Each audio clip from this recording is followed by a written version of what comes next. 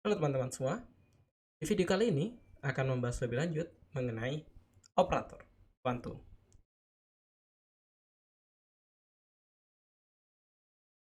Bagaimana di video sebelumnya, kita tahu bahwa operator di kuantum memiliki atau bisa dibilang merupakan sebuah representasi dari observable real di dunia nyata, atau observable sendiri adalah besaran fisis. Nah, beberapa contoh operator yang umum dipakai di kuantum itu ada yang pertama adalah Hamiltonian. Hamiltonian akan berkorelasi dengan energi. Terus kita juga ada misalkan momentum linear, juga tentu akan berkorelasi dengan momentum dan fisis. Dan harap dibedakan kalau yang satunya ini adalah operator, jadi ada topinya. Kalau yang satunya adalah besaran skalar, gak ada topi. Oke. Tapi bagaimana kita mendapatkan bentuk kasus seperti ini? Nah, kita akan melihat korelasi antara operator dan observable itu melalui persamaan nilai eigen. Sebagai contoh bahwa kalau misal kita punya sebuah operator A dan kita punya keadaan sistem C, maka dia akan sama dengan sebuah besaran skalar A dan gak C lagi. Nah, lebih seperti ini kan kasus nilai eigen, bahwa sebuah matriks, kalau misalkan kalau kita umumnya bicara matriks atau di sini adalah operator, itu bisa kita gantikan dengan sebuah skalar. Sekarang kalau kita hubungkan dengan sifat bahwa operator itu berkorelasi dengan observable atau besaran fisis, maka tentu kita akan memahami bahwa besaran skalar di sini itu harus real.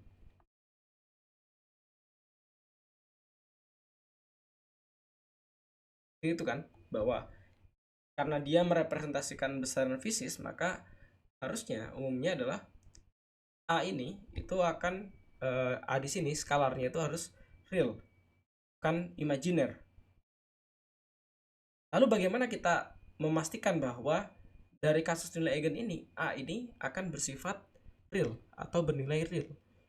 Nah, oleh sebab itu kita menggunakan salah satu sifat bahwa agar pada kasus nilai eigen A di sini skalarnya ini merupakan real, maka operator A itu harus bersifat Hermitian.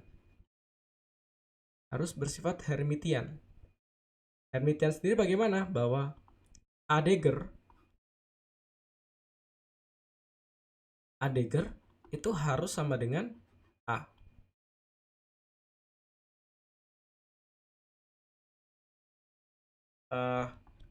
Sekali lagi pengingat bahwa Adegger itu secara prinsip kalau kita pakai analogi matriks, kalau kita menggunakan analogi matriks, Adegger itu ibaratnya adalah sebuah matriks gitu kan. Kita transposkan dulu. Nilai dari transpose ini kemudian kita konjugatkan.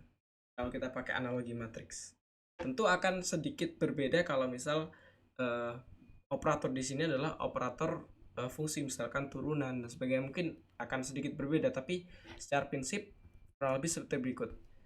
Nah, maka di sini sifat Hermitian ini itu bahkan biasanya dijadikan juga sebagai syarat operator kuantum.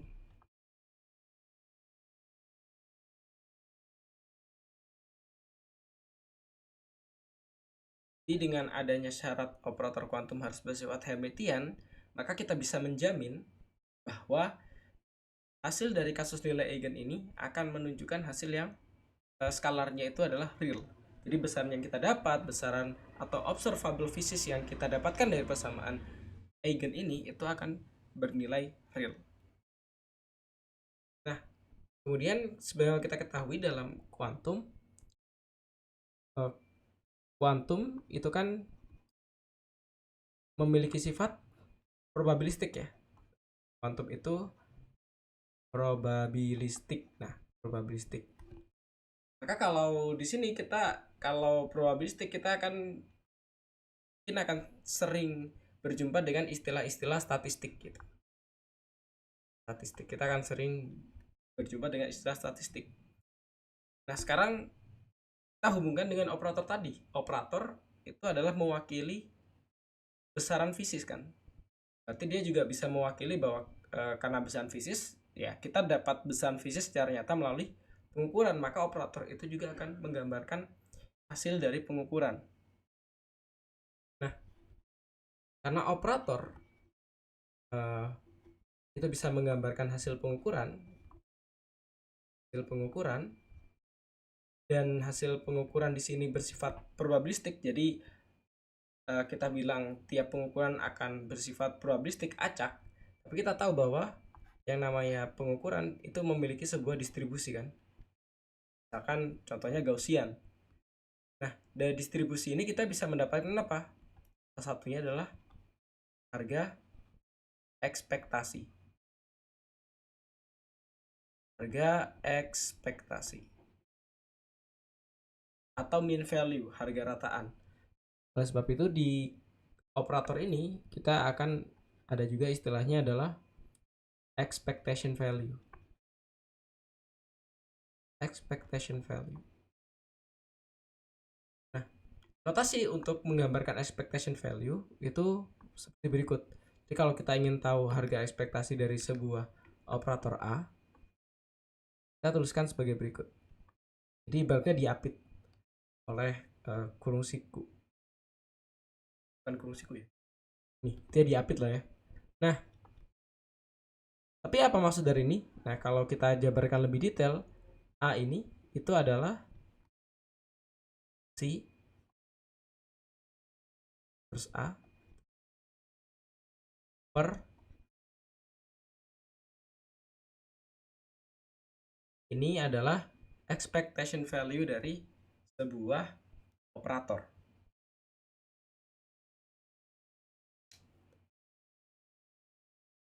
Dimana yang di bawah ini itu adalah biasanya di bawah itu adalah distribusi atau peluang dari sistem itu sendiri. Adalah peluang sistem. Kalau di sini itu adalah bisa kita anggap saja dia adalah peluang dari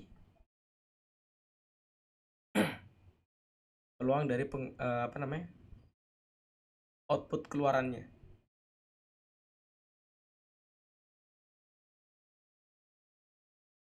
Nah, jadi kalau yang di bawah ini itu adalah peluang sistem tuh, maksudnya peluang sistem itu teramati. Berapa sih peluang sistem itu teramati? Makanya biasanya nanti umumnya adalah kalau yang bawah di sini itu kan tahu kan ini kan adalah inner product. Tapi biasanya kita hubungkan dia dengan secara interpretasi Born dia itu berkaitan dengan peluang. Nah, ini nanti tuh ibaratnya dia semacam populasinya. Ini adalah hasil pengukuran dari keluaran keseluruhannya. Jadi kayak ibaratnya ini adalah peluang sistemnya teramati, kalau ini adalah peluang dari output keluarannya itu berapa.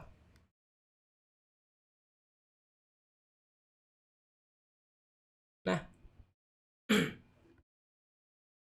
oke, kemudian terkait expectation value ini akan berguna di banyak hal. Salah satu contohnya adalah terkait ketidakpastian pengukuran. Ketidakpastian atau error gitu ya. Atau error dari pengukuran.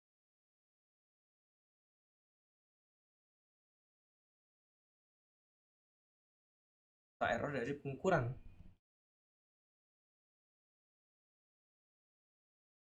Kuantum kita sebutnya adalah ketika kita punya error dari pengukuran itu adalah ini delta A itu adalah akar dari harga ekspektasi A kuadrat kurangi harga ekspektasi dari A dikuadratkan.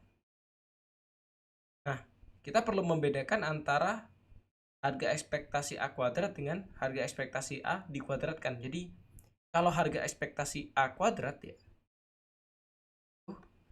harga ekspektasi A kuadrat, itu berarti kita menuliskan seperti berikut. Di A kuadrat lagi terus per produk dari sistem. Sedangkan kalau harga ekspektasi A dikuadratkan, itu berarti harga ekspektasi yang atas ini ya, harga ekspektasi A yang atas ini, terus kita kuadratkan gitu aja.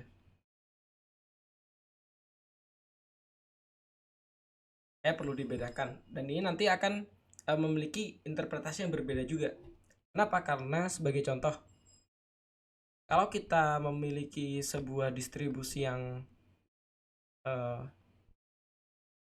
distribusinya itu adalah misalkan bell curve ini, dia merata simetri kanan kiri.